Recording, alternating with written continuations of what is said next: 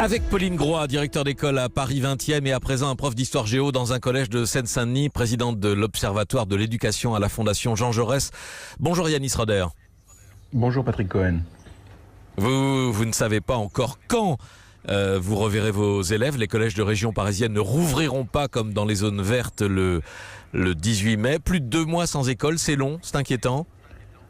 Ah oui, c'est long, c'est très long. Alors évidemment, c'est long pour moi, mais c'est surtout long pour mes élèves qui me le disent, qui régulièrement me posent la question, monsieur, quand est-ce qu'on retourne au collège?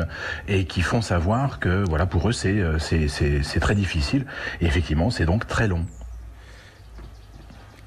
Vous avez des élèves qui n'ont pas donné de nouvelles, qui ont décroché, comme on dit, qui n'ont pas assuré cette continuité pédagogique dont parle le ministère?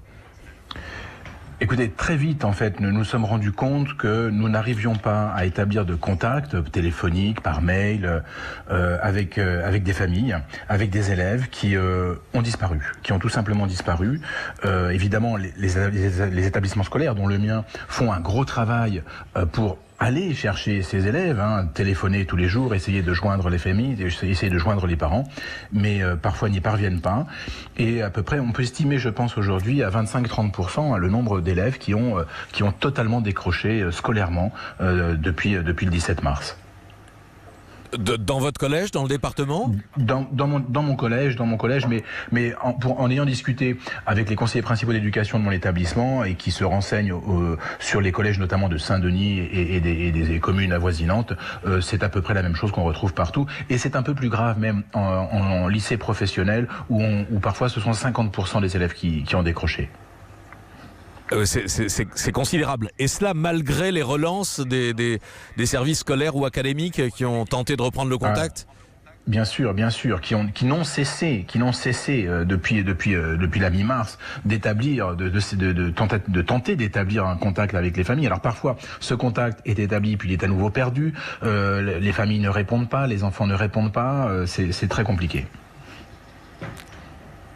Il faut absolument, selon vous, Yanis Roder, qu'il y ait une reprise de contact physique, si je puis dire, avec ses élèves avant l'été? Moi, j'en suis convaincu. Je suis convaincu qu'il faut que ces élèves reviennent à l'école. Alors, évidemment, la question des apprentissages est une vraie question, mais cela va au-delà de la question des apprentissages. Cela concerne la question de la socialisation de ces élèves. Parce que l'école, c'est un lieu où on a des rythmes, on a un cadre, c'est un lieu qui physiquement est différent de celui de la maison. C'est pour ça que l'école et la maison, c'est quand même très compliqué.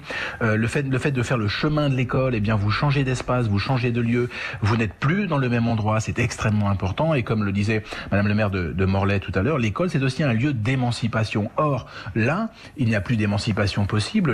Les élèves sont dans leur milieu, ils n'en sortent pas, ils sont enfermés quand l'école est un lieu d'ouverture et notamment d'ouverture au monde et ouverture de l'esprit. Ça me semble extrêmement important qu'il y ait un retour à l'école avant les grandes vacances pour éviter qu'il y ait presque 6 mois sans école.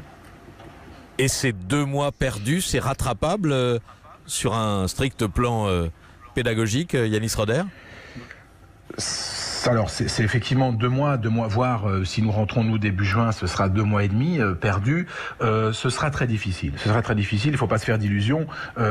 Quand certains élèves d'autres établissements, parfois des quartiers centraux, ont suivi, j'ai des exemples de collèges ou de lycées parisiens où tous les élèves suivent. Et quand il y a des cours en visioconférence, quand ils sont 35 dans la classe, eh bien ils sont 35 en visioconférence. Moi, quand je fais des cours en visioconférence, que je fais toutes les semaines avec mes élèves, sur 20 ou 22 élèves, j'en ai la moitié qui sont présents parce que pour faute de matériel, faute d'une bonne connexion internet ou faute tout simplement d'envie, et donc ils ne sont pas là. Donc les élèves de centre-ville, des beaux quartiers, on va dire, je vais simplifier en disant des beaux quartiers, il n'y aura pas de problème. S'ils ont un petit peu de retard, ils le rattraperont.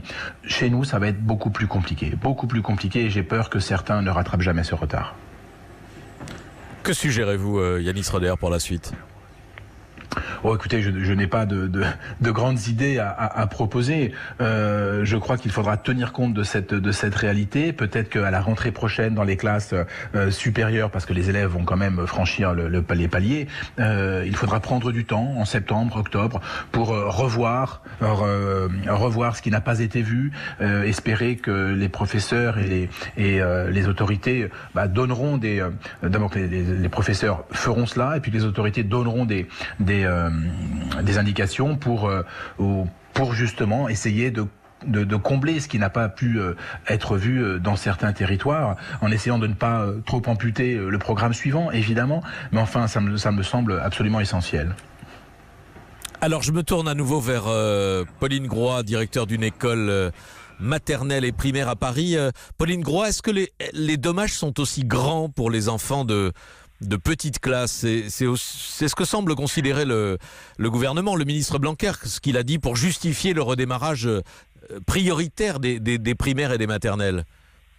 Alors, je pense qu'effectivement, alors on ne va pas nous voir 25%, 35% de décrocheurs, parce que le lien avec les familles était quand même assez fort avant cette histoire de confinement et de fermeture des écoles. Donc effectivement, et puis il y a aussi une proximité. L'école, elle est quand même dans un secteur où toutes les familles sont tout autour.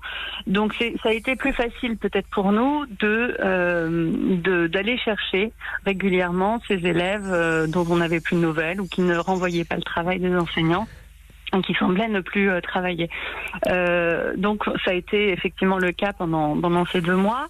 Malgré ça, on voit quand même effectivement que il y a des familles qui se sont complètement renfermées sur elles-mêmes, et le coup de téléphone de la directrice qui dit alors qu'est-ce qui s'est passé, pourquoi est-ce que j'en ai plus de nouvelles, ne fonctionne plus.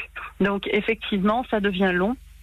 Et la réouverture de l'école est importante pour ça. Est-ce qu'on va avoir perdu 2 mois? Non, je ne crois pas. Je pense qu'on a quand même réussi à les faire avancer un maximum. Alors peut-être pas de façon égale dans tous les niveaux, peut-être pas de façon égale dans toutes les familles, c'est vrai.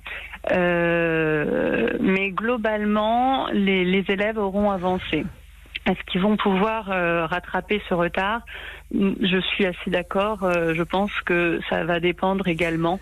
Ça va dépendre de la famille, ça va dépendre du milieu de l'enfant. Et il y aura des dommages qui seront effectivement impossibles à rattraper, ou en tout cas qui seront rattrapables dans les années à venir, parce que l'enfant a encore toute sa scolarité devant lui. Yanis Rodet, oui, je vous en prie. Non, j'allais ajouter qu'effectivement, nous, ce qu'on ressent là aujourd'hui, c'est que on a de nouveaux élèves en fait qui perdent le fil avec le temps, parce que effectivement, le fait d'être dans leur famille et de ne pas mettre les pieds à l'école, ça fait que l'école perd tout son rôle émancipateur, et c'est je crois la vraie raison de cette réouverture. Enfin, en tout cas, ce qui porte mes enseignants aujourd'hui, c'est de se dire d'une part qu'ils vont revoir leurs élèves, parce que ça c'est une grande frustration aussi de s'être dit au revoir comme ça. Donc là non, on est ravis de revoir nos élèves, de les revoir, on espère tous avant la fin de l'année. Et ensuite de reprendre ce rythme, de reprendre ce cadre dont parlait Yanis Rodet.